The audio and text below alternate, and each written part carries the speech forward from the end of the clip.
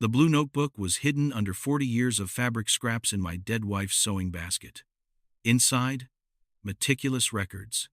Every Thursday, every withdrawal. $1,000 cash. 52 weeks a year. I'm an engineer. I did the math instantly. Over $2 million. Gone. And next to the final entry, dated 3 days before she died, one word in red ink. Done. That's when I understood I'd been sleeping next to a stranger. My name is Lawrence Brennan, and I'm 71 years old. I've spent 50 years understanding how things are built, how steel bends under stress, how concrete cures, how foundations crack when you ignore the warning signs. I can look at a bridge and tell you which rivets will fail first. I can examine a building and know if the contractor cut corners on the rebar. But I couldn't see the fracture in my own foundation. For 40 years, my wife Catherine went to the bank every Thursday. Like clockwork. 10 in the morning. Every single week. Rain or shine. I never asked why, because I trusted her with everything. My heart, my home, every dollar I ever earned, pouring highways across 3 states. I thought she was managing our savings. Maybe helping a charity. Maybe just keeping busy after she retired from teaching. I was a fool. Catherine died last Tuesday. Pancreatic cancer. 6 months from diagnosis to the grave. The funeral was yesterday rain, turning the Minnesota clay into soup around the casket. I stood there numb, gripping my umbrella, while my son performed grief like a Broadway actor. But I'm an engineer. I notice details. I noticed stress points, and I noticed the watch. My son Kenneth makes $65,000 a year in logistics management. He drives a leased sedan. He complains about private school tuition. He shouldn't own a Rolex Submariner worth $35,000. When he caught me staring, his grief vanished for one heartbeat, replaced by something cold and calculated. Then the mask slipped back on. That's when I knew the foundation of my family was rotten. Before I tell you what that ledger revealed and how I made my own son beg for mercy, hit that subscribe button. If you've ever discovered someone you loved was hiding something devastating, let me know in the comments where you're watching from. I went home after the reception and found Catherine's office locked. I didn't have the key, but I built that door frame. It took me 8 seconds to pop it with tensile wire. The room still smelled like her, lavender and old paper. It broke my heart all over again. Her sewing machine sat, covered in the corner. Her desk was neat, organized, bills filed alphabetically, Christmas card lists, in perfect cursive. I started searching. Drawers first. Nothing unusual. Utility bills. Coupons clipped from the Sunday paper. Catherine was frugal in ways that bordered on extreme. She'd drive 20 minutes out of her way to save 15 cents on milk. The idea of her having secret debts was laughable.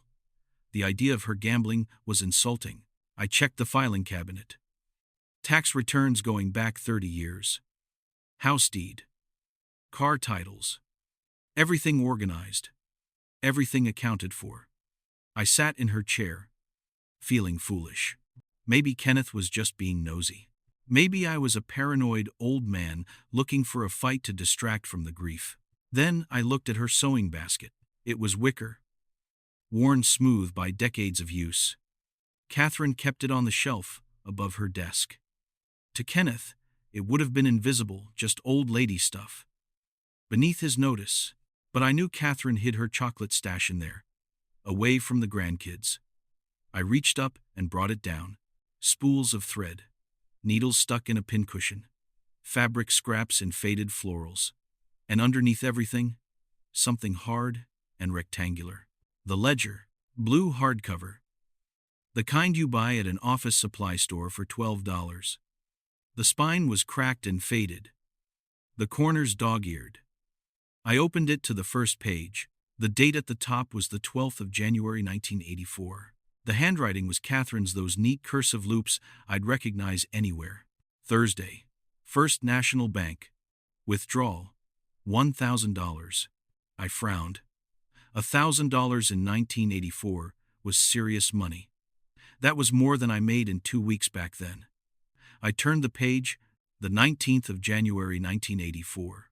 Thursday, First National Bank. Withdrawal, $1,000. I kept turning pages. Every single week. Every Thursday. For 40 years. 52 weeks a year. 40 years. $1,000 per week. The math hit me like a sledgehammer.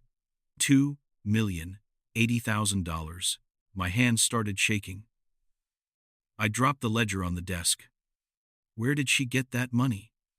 Catherine was a school teacher before she retired. Her pension was modest, maybe $40,000 a year. And even if she had millions somehow, why was she withdrawing it in cash every single week? I remembered something then. Every Thursday morning, for as long as I could remember, Catherine went to run errands. She'd leave around 9:30, come home around noon. She said she was going to the market, then to the bank to deposit pension checks or move money to savings. I never checked. I never asked to see receipts. I trusted her. But according to this ledger, she wasn't depositing anything. She was withdrawing $1,000 a week in cash for 4 decades. Where did the money go? What was she paying for? I flipped to the very last entry. It was dated last Thursday, 3 days before she died. She was so weak, then she could barely stand. I had driven her myself. She insisted on going into the bank alone while I waited in the parking lot. She said she wanted to say goodbye to the tellers she'd known for years. The entry was shaky, written with a trembling hand that could barely control the pen. But it was there. Thursday. First National Bank. And next to it, for the first time in 40 years, there was a note. A single word, written in red ink. Done. I stared at that word. Done. What was done? What had she been paying for all these years? Then I remembered the watch. The gold Rolex on Kenneth's wrist. The way he'd covered it up when I noticed. The way he'd wanted into this room so desperately at the reception. My heart hammered against my ribs. I wasn't just grieving anymore. I was terrified, because the pieces were starting to fit together in a way that made my blood run cold. The next morning, I drove to First National Bank. It was Thursday, the day Catherine would have made her weekly trip. The sun was out, but the air had a bite that went straight through my canvas work jacket. I sat in my truck for a moment, watching the automatic doors slide open and closed. For 40 years, Catherine had walked through those doors, every single week. What did she look like walking in? Was she nervous? Was she looking over her shoulder? Or did she walk in with her head high, the way she did everything else? I realized I didn't know. I didn't know the woman who came to this bank. I looked down at myself. Faded Carhartt pants, work boots with worn soles, a flannel shirt with a small stain from tractor grease. I have suits. I have money to buy expensive clothes. But I'm a builder. I'm comfortable in the clothes that built my life. I didn't think twice about it until I stepped into the lobby. The bank had been remodeled since I'd last been inside. All glass and polished steel now. Cold. Impersonal. I walked up to the teller line. A young woman behind the counter looked up. Her name tag said Ashley. She was maybe 22, with perfectly manicured nails and an expression of professional boredom. When I stepped up to her window, she looked me up and down. I saw the judgment instantly. She saw an old man in work clothes, probably coming in to cash a small Social Security check or complain about a $5 fee. "Can I help you, sir?" Her tone was polite, but dismissive. "I need to see records for my wife's account," I said. My voice came out rougher than I intended. Her name was Catherine Brennan. She passed away last week. The girl didn't even type anything into her computer.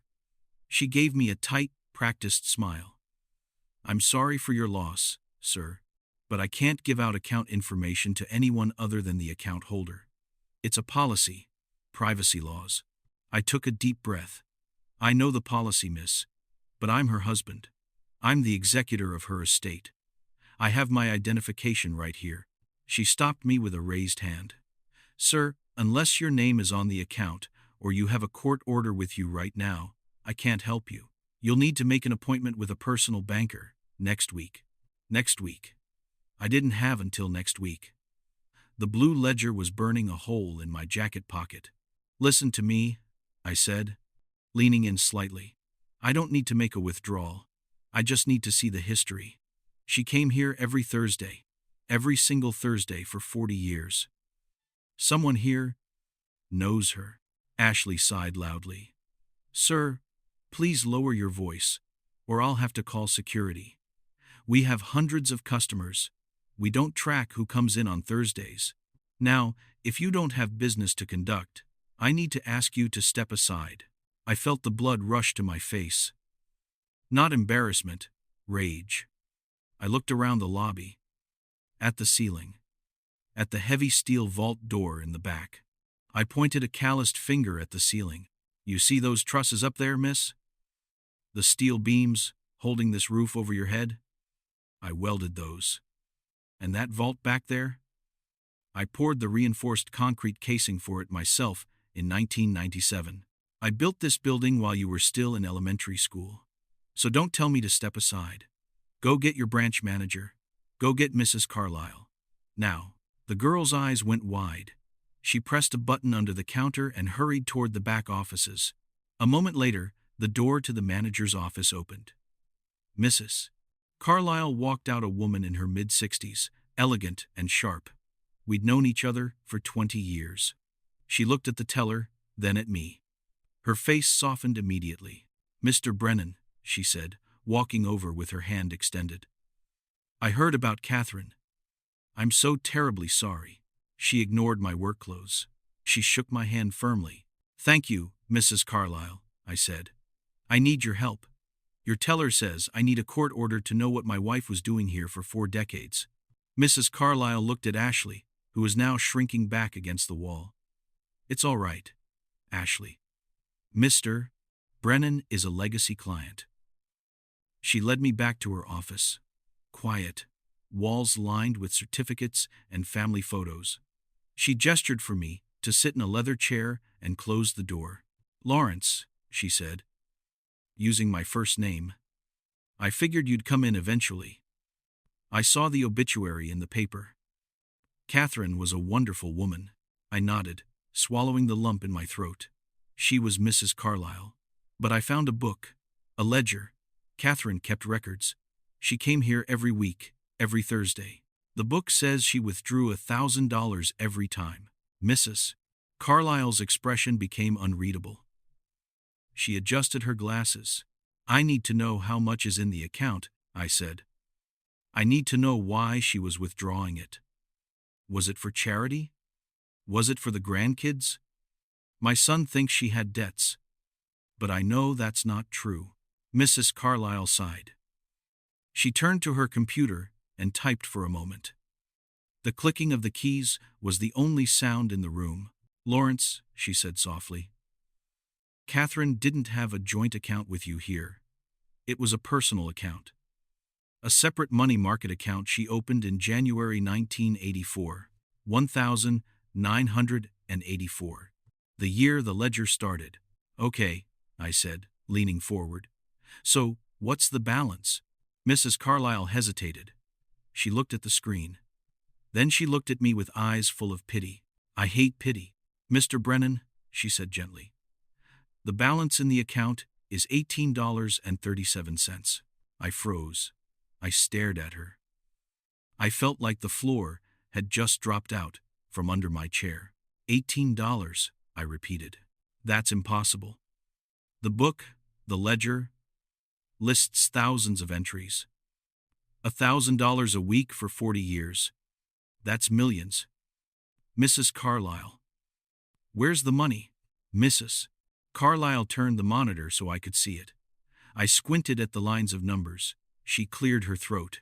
Lawrence, you're misunderstanding. Catherine wasn't depositing money. I looked at her, confused. What do you mean? She was withdrawing money, Mrs. Carlyle said gently. Every Thursday, she had an automatic transfer come in from her teacher's pension and a small annuity she inherited from her parents years ago. And every Thursday, She came to the teller window and withdrew $1,000 in cash. The room started to spin. "Withdrawing," I stammered. "But where did she take it? If she wasn't putting it here, where was she taking it?" "We assumed she was taking it to you, Mrs. Carlyle said. "Or maybe using it for household expenses. She always asked for large bills. $100 bills. She'd put the envelope in her purse and leave. She never missed a week." I sat back in the chair, feeling like I'd been punched in the gut. She wasn't saving. She was bleeding. For 40 years, my wife had been draining her own pension, draining her inheritance, taking cash out of this bank and making it disappear. She didn't give it to me. I paid for the house. I paid for the cars. I paid for the groceries. I paid for everything. Her money was supposed to be hers. Her security. "Wait," I said, my mind racing. "Last week, the Thursday before she died, she was so sick. Mrs. Carlyle. She could barely stand. I drove her here myself. I watched her walk in. She came here to withdraw money." Mrs. Carlyle nodded slowly. She looked sad. "Yes. She came in. She looked terrible. Lawrence. I offered to help her, but she refused. She went to the teller. She withdrew the last $1,000 she had available that month. She was shaking so badly, she dropped the envelope twice." "Why?" I whispered. "Why would she do that? She was dying. She knew she was dying. Why did she need $1,000 cash 3 days before she died?" Mrs. Carlyle took off her glasses. "I don't know, Lawrence, but there's something else." "What?" I asked, my voice barely audible. "That last day, she didn't put the envelope in her purse. She walked out the back door toward the employee parking lot. It's more private back there. We usually don't let customers go out that way. But for Catherine, we made an exception. She was struggling to walk. The back door." I thanked Mrs. Carlyle. I stood up on legs that felt like jelly. I walked out of that office and through the lobby. The young teller watched me go, but I didn't even see her. My mind was a hurricane. Catherine wasn't saving a fortune. She was paying someone $1,000 a week, $52,000 a year, over $2 million over the course of our marriage. She'd been paying someone in cash for 40 years, and she made sure to make that last payment even when she was on her deathbed. Who had that kind of hold on my wife? Who could make a dying woman drag herself to a bank to hand over cash? I walked out to my truck.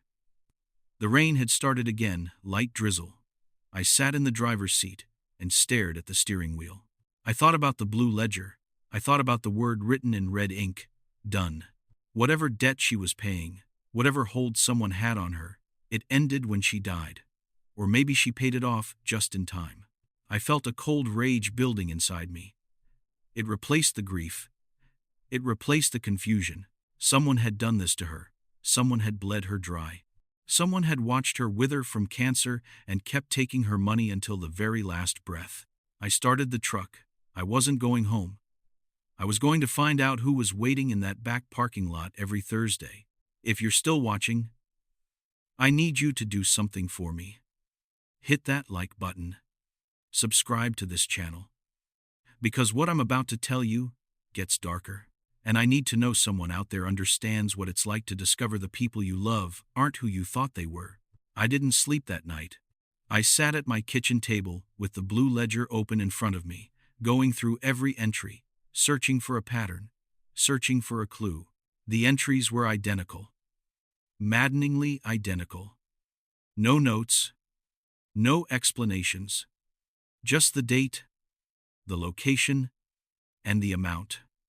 Week after week, year after year. But I'm an engineer. I look for anomalies, and there was one. The very first entry, the 12th of January 1984, had a tiny mark in the margin.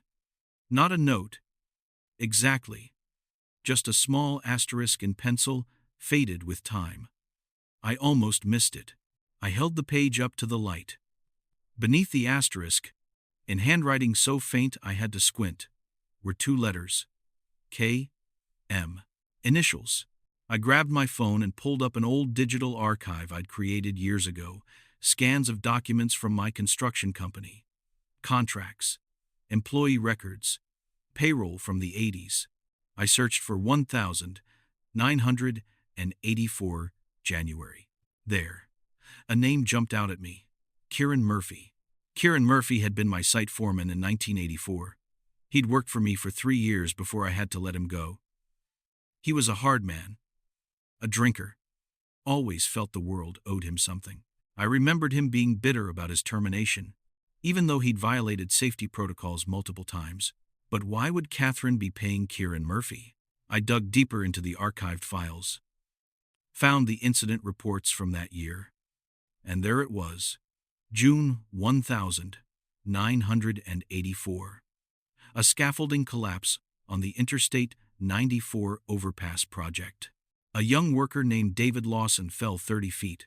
He lived, but he never walked again. The investigation had been brutal. OSHA found that a safety pin had been removed from the primary locking mechanism. They called it negligence. My insurance premiums skyrocketed. I lost contracts. We barely survived. I spent the next 5 years working 18-hour days just to keep the lights on. I always wondered how that pin came out. Those pins are steel.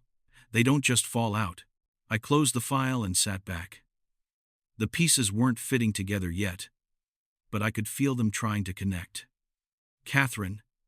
Kieran Murphy. A scaffolding collapse. 40 years of payments. What happened in 1984? I needed to find Murphy. I pulled up a people search database and entered his name. 3 results in Minnesota. 1 was too young. 1 had died in 2019. The 3rd was listed at Evergreen Extended Care Facility in Duluth, a nursing home. I looked at the clock. It was 4 a.m. I didn't care. I grabbed my keys. The drive to Duluth took 3 hours. I drove through the pre-dawn darkness, watching the landscape change from suburban sprawl to pine forests. I thought about Catherine the whole way. I thought about how terrified she must have been, receiving whatever threat had started this nightmare. Evergreen Extended Care was exactly the kind of place you hope you never end up. Low brick building, chain-link fence, overgrown grass, peeling paint on the window frames. Inside, it smelled of bleach and overcooked vegetables. I signed in at the front desk. The nurse barely looked up from her phone when she pointed me toward the sunroom at the end of the hall. I found Kieran Murphy sitting in a wheelchair by a window that looked out onto a brick wall. He looked small. The burly foreman, who used to shout orders across job sites, had shrunk into a withered skeleton wrapped in a stained cardigan. His mouth hung open slightly, and he was staring at nothing. "Kieran," I said, standing over him. He didn't move. I wasn't sure he could even hear me. "Kieran," I said louder. "It's Lawrence Brennan." His eyes flickered. He turned his head slowly. Recognition swam through the fog of age and medication. His eyes widened slightly. "Brennan," he croaked. His voice sounded like grinding gears. "You got old." "We all did, Kieran." I pulled a plastic chair over and sat facing him. "I need to ask you about 1984. The I-94 job. The collapse." He blinked. "That was a long time ago. Bad business. Bad steel." "Yeah," I said. "It was bad steel. But that's not what you told my wife. Is it?" I reached into my pocket and pulled out the yellowed page from the ledger, the one with the asterisk and the initials K.M. I held it up in front of his face. His eyes locked onto it. I saw a spark of something there. Not confusion, fear. And behind the fear, a flash of the old cunning. "I didn't write that," he mumbled, looking away. "Don't lie to me, Kieran," I said, my voice low and hard. "Those are your initials. Catherine marked this entry for a reason. You were the foreman. You had the keys to the site. What happened in January 1984? He started to shake his head, but I leaned in closer. "My wife is dead, Kieran. Pancreatic cancer. She spent the last 6 months of her life in agony. And 3 days before she died, she dragged herself to the bank to withdraw $1,000. She'd been doing that every Thursday for 40 years. $2 million. Gone. And I think you know where it went. His jaw worked, but no sound came out. Tell me the truth, I said. Or I'll make sure every dime of Social Security you're getting goes toward a lawyer. I'll sue your estate. I'll make your last days a legal nightmare. Or you can talk to me now, and I'll leave you in peace. Kieran Murphy looked at me with eyes that were suddenly clear. The fog was gone. He looked me up and down, assessing me just like he used to assess a load of lumber. I got $500, he said finally. His voice was stronger now. $500 to write a letter. What letter? Blackmail letter, he said, and something like a smile twisted his thin lips.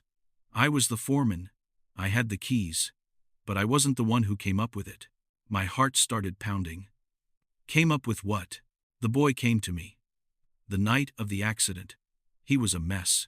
Crying, shaking, said he owed money, gambling debts. Bad people in Minneapolis were going to hurt him. He needed a way out. What boy? I asked, though my gut already knew. Your boy, Kieran said. Kenneth. The room tilted. Kenneth came to you after the accident, I repeated slowly. Yeah. He knew the scaffolding had collapsed.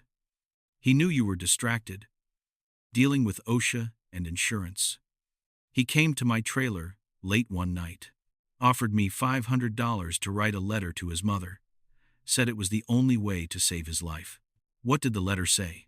Kieran's smile widened. It was cruel. Said I saw him on the site that night. Said he was drunk. Said he messed around with the equipment and caused the collapse. Said if she didn't pay me $1,000 a week, I'd go to the police and tell them her son crippled a man. My hands gripped the armrests of the chair so hard I thought the plastic would crack. Kenneth told you to write that, I said. He told you to blackmail his own mother. He said she was soft, Kieran continued, his voice almost conversational now. Said she'd pay anything to protect him. Said you were too strict. You'd never give him the money. But his mama? She'd do anything to keep her boy out of prison. So you wrote the letter, wrote what he told me to write. Mailed it to your house.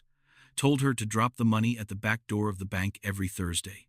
Kenneth said he'd handle the pickup. He collected it, I said. Every week.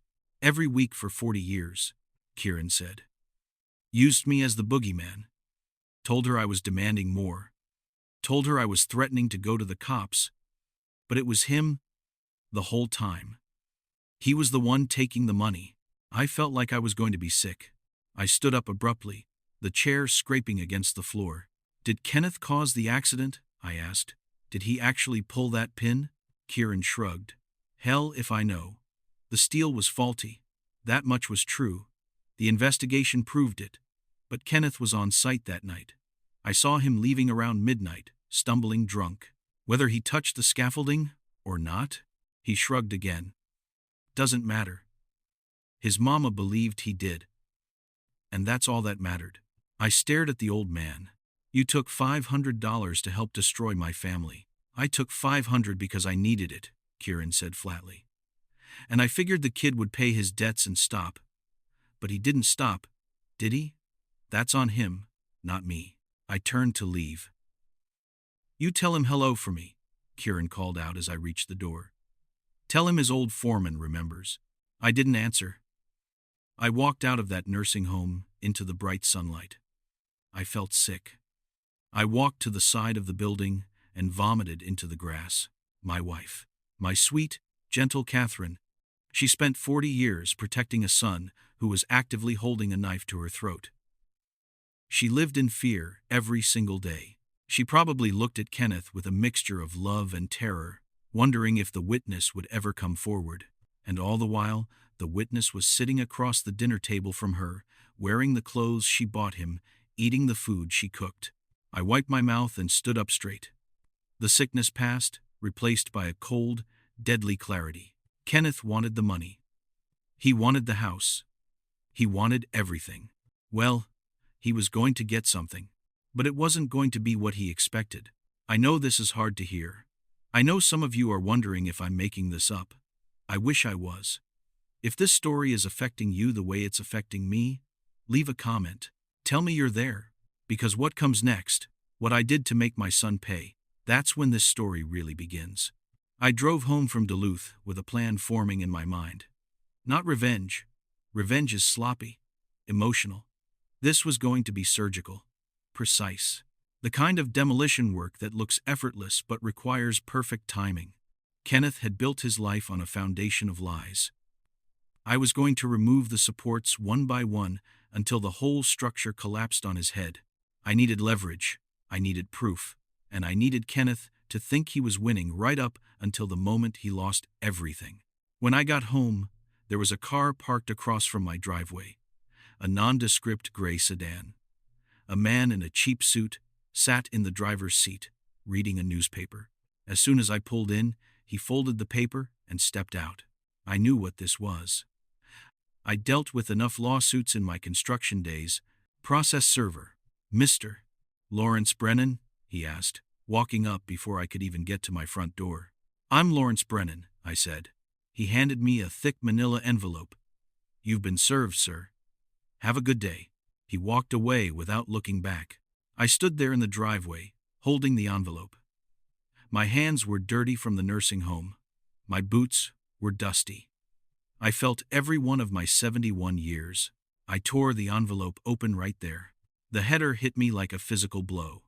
Petition for emergency guardianship and conservatorship.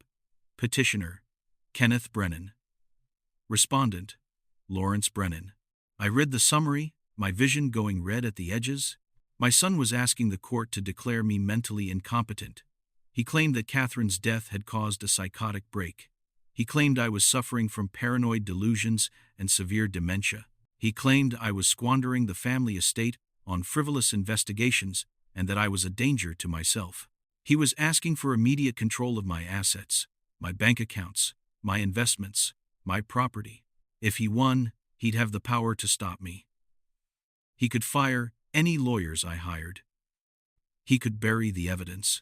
He could put me in a home and medicate me until I really did lose my mind.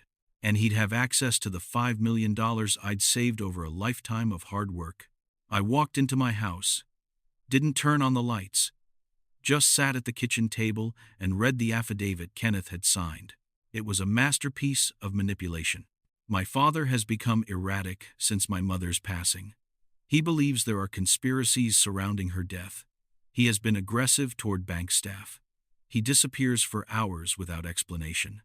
He is spending thousands of dollars hiring investigators to chase phantoms. He believes my mother was being blackmailed. I am terrified he is going to lose everything.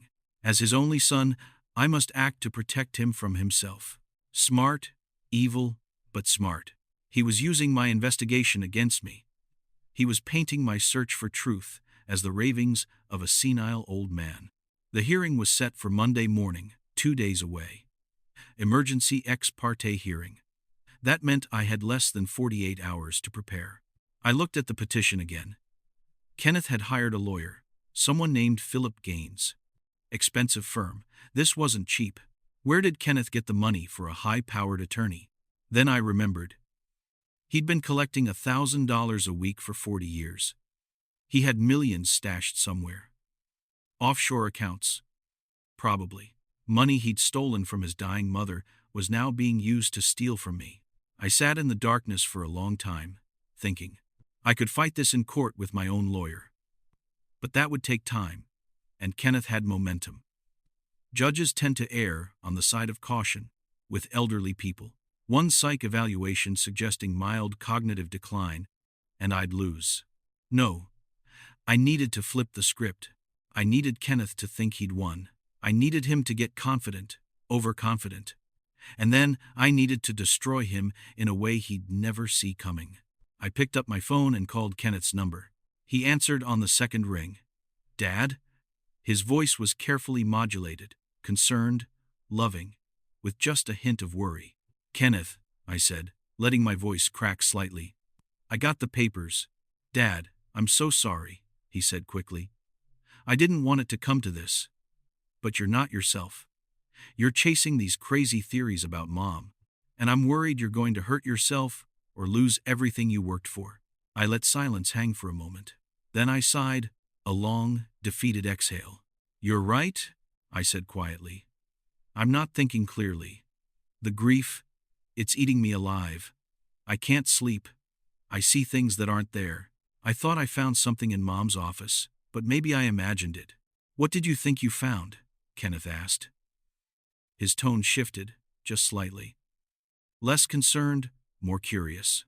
A notebook, I said.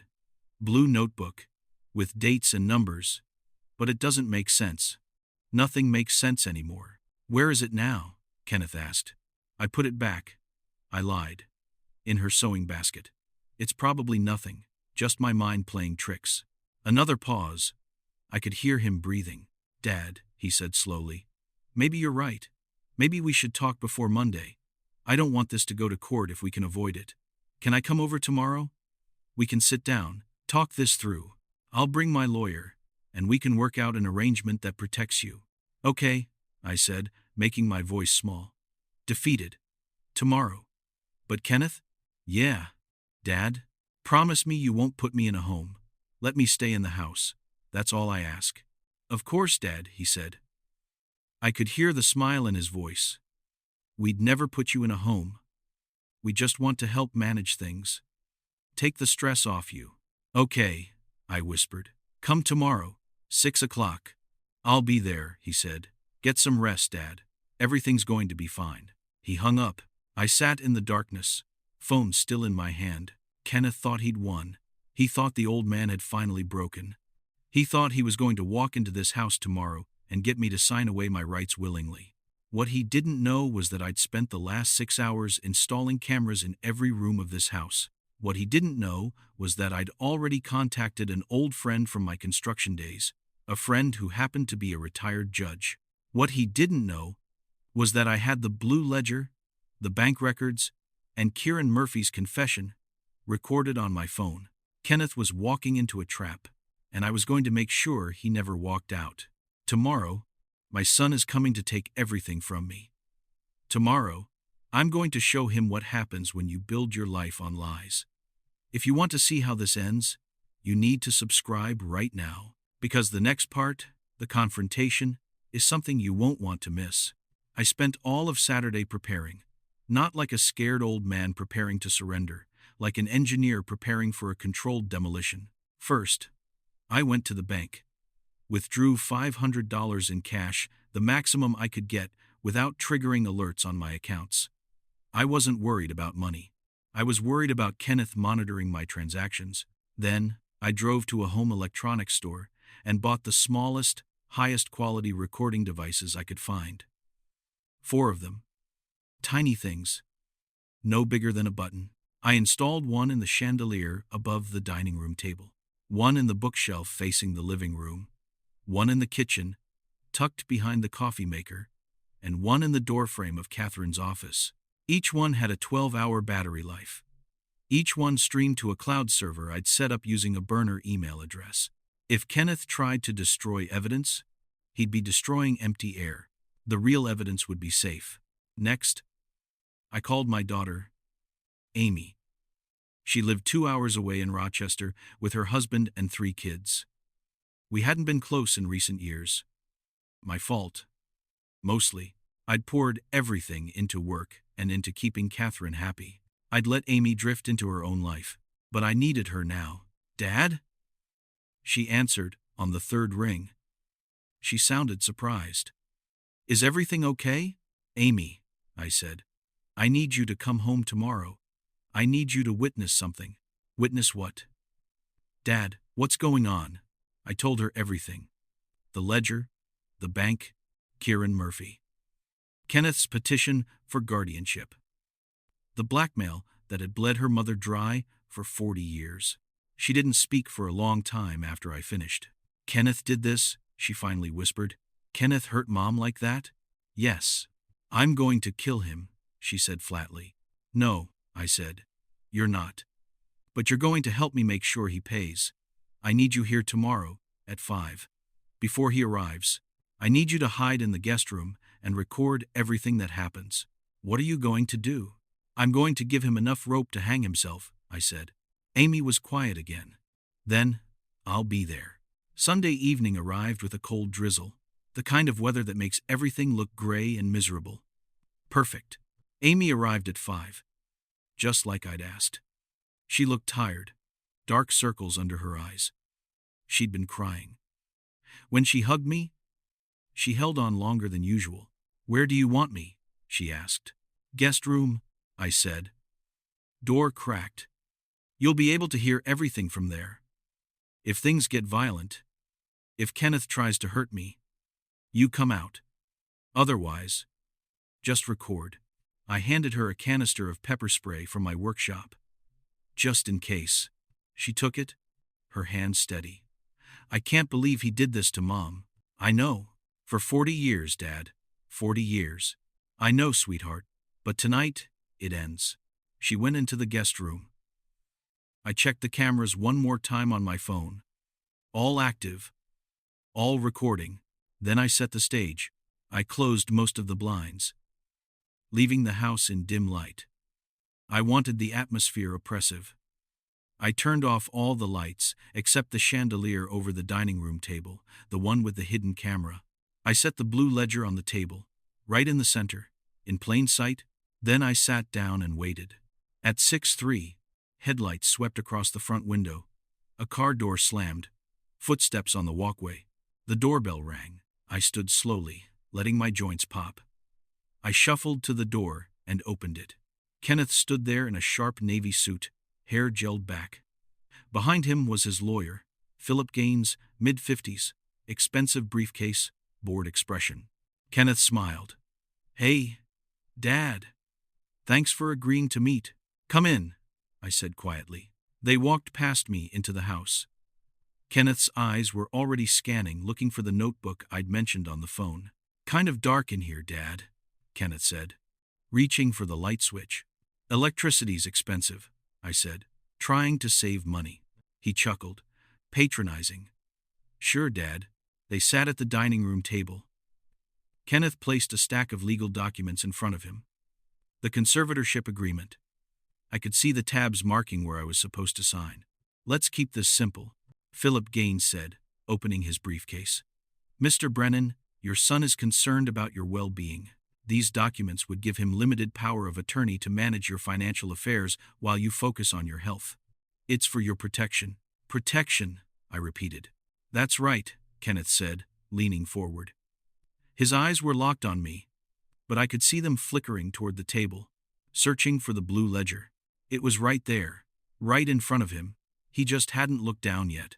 "Dad, I know you're confused," Kenneth continued. "I know you think you found something in Mom's office, but grief does strange things to the mind. The notebook you mentioned, can I see it? Maybe we can go through it together, and I can help you understand what it really is." "It's right there," I said, pointing at the table. Kenneth's gaze dropped. He saw the blue ledger. His face went white, not Pele's white, like every drop of blood had just drained out of his head. He stared at it like it was a bomb. What is that?" he stammered. "You tell me," I said calmly. "You seemed interested in it on the phone." Philip Gaines frowned, looking between us. "Is there a problem?" Kenneth reached out slowly, hands trembling, and pulled the ledger toward him. He opened it, flipped through the pages. I watched his eyes move, scanning the dates, the amounts, the entries. He knew exactly what he was looking at. "This is," he started, then stopped. His lawyer was watching him now, curious. "It's a record," I said, my voice steady. 40 years of records. Every Thursday. Every withdrawal. $1,000. Your mother kept meticulous notes. Kenneth's jaw worked, but no sound came out. "Where did the money go, Kenneth?" I asked. He looked up at me. For just a second, I saw the mask drop completely. I saw the real Kenneth, the predator, the manipulator, the monster who'd spent 4 decades bleeding his own mother dry. Then the mask came back. He closed the ledger and pushed it away. "Dad, this is exactly what I was worried about," he said, his voice shifting to concern. "You're seeing conspiracies. This is just Mom's household ledger. She was managing money. That's all." "Managing money," I repeated. Yes. Look, I know it seems strange, but Mom was private about finances. She didn't want to burden you. This doesn't mean anything sinister. I looked at Philip Gaines. Mr. Gaines, do you know what your client's annual salary is? Gaines blinked. I don't see how that's relevant. $65,000, I said. He drives a leased car. He complains constantly about money. But, at his mother's funeral, he was wearing a Rolex Submariner worth $35,000. Where do you think he got that watch? Gaines looked at Kenneth.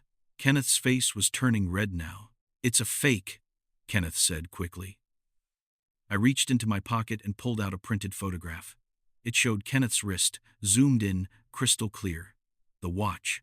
The serial numbers visible on the clasp. I slid it across the table to Gaines. That's not a knockoff, I said. That's a real Rolex. Serial number matches a watch purchased in 2019 for $34,000 cash at a jewelry store in Minneapolis. I called them. They confirmed the sale. Gaines stared at the photo, then at Kenneth. Kenneth, he said slowly, where did you get the money for this watch? I saved up, Kenneth stammered. Overtime, bonuses, tax returns. Show me the receipts, I said. Silence. You can't, I continued. Because you didn't save up. You stole it. You stole it from the woman who gave you life. Kenneth stood abruptly, his chair scraping loudly against the floor. This is insane, he said, his voice rising. Dad, you're having a breakdown. Mr. Gaines, we need to get him to a hospital. He's delusional. Sit down, Kenneth, I said. My voice was cold, hard. The voice I used to use on job sites when someone was about to do something dangerous. He sat. I reached under the table and pulled out a second folder. This one was thicker. I opened it and spread the contents across the table. Bank statements from First National. Catherine's account. Highlighted withdrawals, every Thursday, every week. For 40 years. A printed transcript of my conversation with Mrs. Carlyle, the bank manager, notarized and signed. Surveillance photos I'd obtained through a private investigator, photos of Kenneth meeting Catherine in the bank's back parking lot, time-stamped, dated. And finally, the audio recording from Kieran Murphy. I pulled out my phone and pressed play. Kieran's raspy voice filled the room. The boy came to me. Your boy, Kenneth. He was crying, shaking. Said he owed gambling money. Bad people were going to hurt him. He offered me $500 to write a blackmail letter to his mother. Said she'd pay anything to protect him. Said I should tell her I saw him cause the scaffolding accident. Said she was soft. She'd pay to keep him out of prison. I let it play for 30 seconds. Then I stopped it. The room was absolutely silent. Philip Gaines was staring at Kenneth with an expression of pure horror. Kenneth was shaking, not with fear, with rage. You, he started. You went to Murphy? You talked to that senile old man? He's lying, Dad. He's a drunk. He's been in that nursing home for years. He doesn't know what he's saying. He knew your name, I said. He knew the exact amount, $500. He knew about the gambling debts. He knew things only someone involved would know. This is entrapment, Kenneth said, looking at his lawyer. Minnesota is a one-party consent state, I interrupted. I can record any conversation I'm part of. This will absolutely hold up in court. Gaines stood slowly. He was closing his briefcase. Mr. Brennan, Kenneth, not Lawrence, I'm terminating our representation effective immediately. I can't be party to this. Wait, Kenneth started. You lied to me, Gaines said, his voice tight with fury. You told me your father was senile. You told me this was a simple guardianship case. You didn't tell me you'd been extorting your own mother for 40 years. He looked at me. Mr. Brennan Lawrence, I apologize. I had no idea.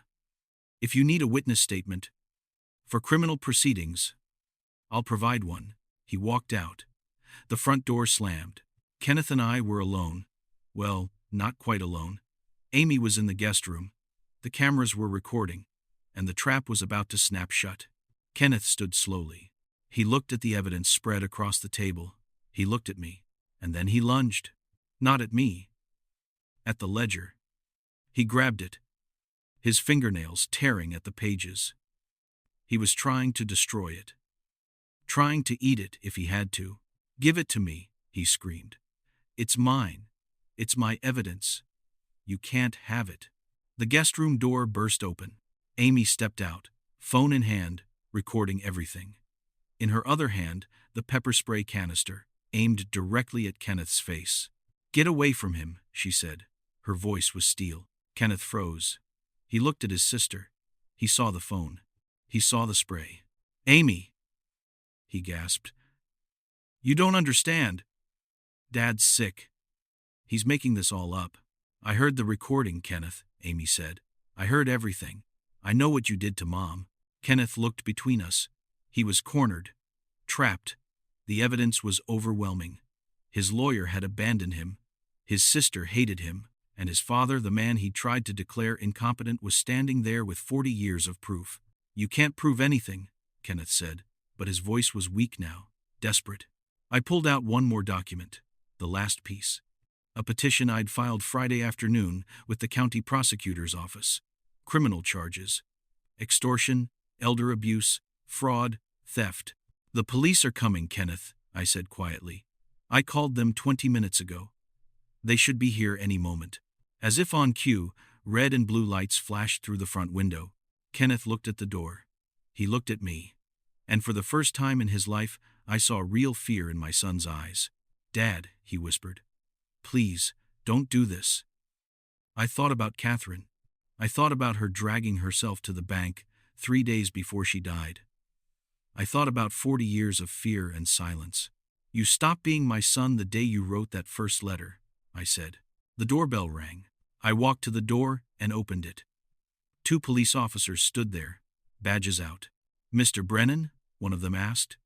"We're here about the complaint you filed." "Come in," I said. "The suspect is in the dining room." They walked past me. I heard one of them say, "Kenneth Brennan, you're under arrest for felony extortion and elder abuse. You have the right to remain silent." I didn't watch them put the handcuffs on. I didn't need to. I walked to the kitchen and sat down at the small breakfast table. Amy followed me. She put her hand on my shoulder. "It's over, Dad," she said softly. "Yeah," I said. "It's over." We sat there in silence, listening to Kenneth's protests fade as they took him outside. The police car doors slammed. The sirens faded into the distance. The house was quiet again. But this time, it wasn't the oppressive quiet of secrets. It was the clean quiet of truth. I know some of you might think I was too hard on my son. That family should forgive.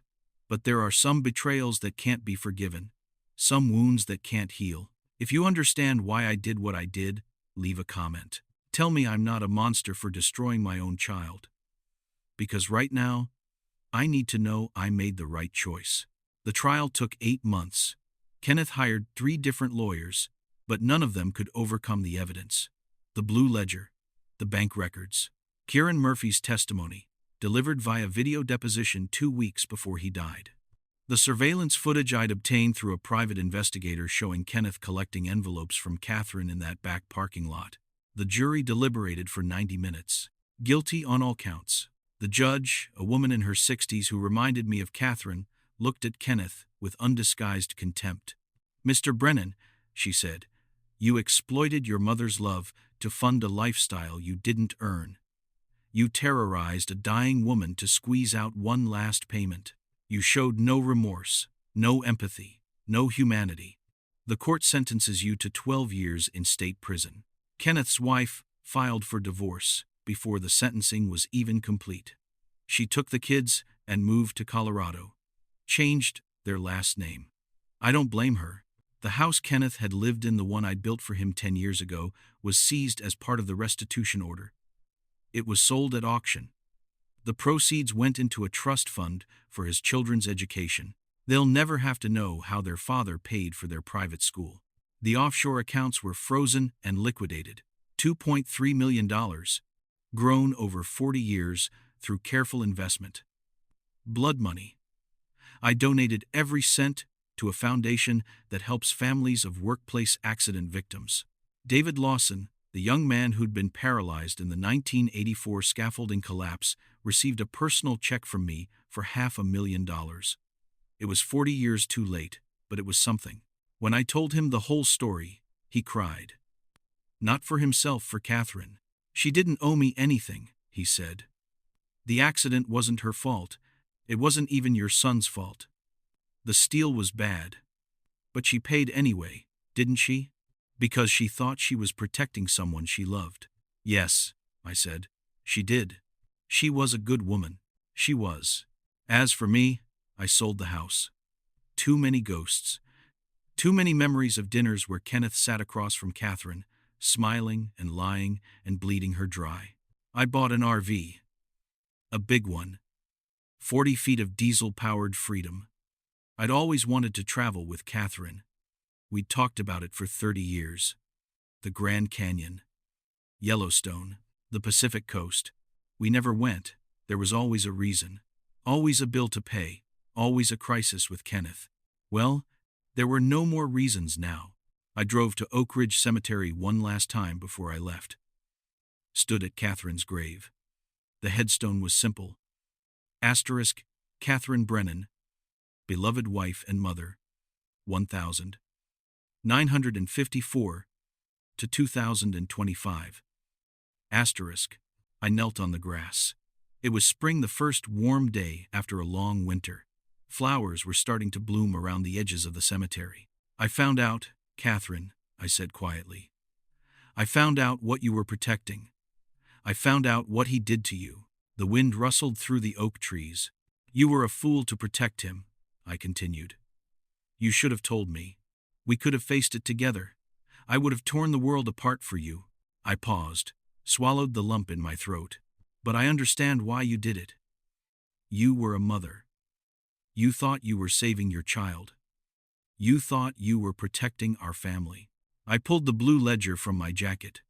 I'd kept it all these months, unable to let it go. It felt like the last piece of Catherine I had.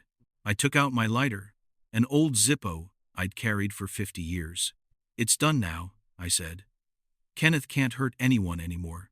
The debt's paid. You can rest. I flicked the lighter, touched the flame to the corner of the ledger. The blue cover caught quickly, curling and blackening. I watched the pages burn. 40 years of entries, 40 years of fear, 40 years of secrets turning to ash. The wind carried the ashes away across the cemetery. I stood up, my knees popping. I'm going to see the ocean, Catherine, I said. Just like we planned. I'm going to live the life we should have had. I walked back to the RV. It was parked at the edge of the cemetery, gleaming white and chrome in the sunlight. I climbed into the driver's seat. Started the engine. The diesel rumble felt like freedom. I put a framed photo of Catherine on the dashboard. Young Catherine, before the secrets and the fear. She was smiling. Really smiling. We're going on that road trip, I told her. Better late than never. I released the parking brake and pulled out onto the highway. In the rearview mirror, I watched Oak Ridge Cemetery grow smaller and smaller until it disappeared completely. I was 71 years old. I had no house. My wife was gone. One of my children had betrayed me. The other I'd neglected for too long. But I had $5 million in the bank. I had an RV with a full tank of gas. And I had a whole country stretched out in front of me. For the first time in 40 years, I wasn't building something for someone else. I wasn't carrying someone else's secrets. I wasn't working 18-hour days to pay for mistakes that weren't mine. I was just driving. The road stretched out toward the horizon, a gray ribbon cutting through the green Minnesota countryside. I looked at Catherine's photo on the dashboard. First stop, the Pacific Ocean, I said. Just like you wanted. And for the first time since she died, I smiled. The hardest lesson I learned at 71 is this. Love without boundaries doesn't save anyone. It just prolongs the suffering. My wife spent 40 years covering for our son, and it didn't redeem him, it enabled him. Sometimes, the most loving thing you can do is let someone face the consequences of their choices. If this story moved you, if it made you think about the secrets in your own family, I need you to do something. Subscribe to this channel. Leave a comment telling me where you're watching from. Share this video with someone who needs to hear it. Because the truth, no matter how painful, is always better than a comfortable lie. Thank you for listening to an old man's confession. I hope wherever you are, whatever you're carrying, you find the strength to put it down.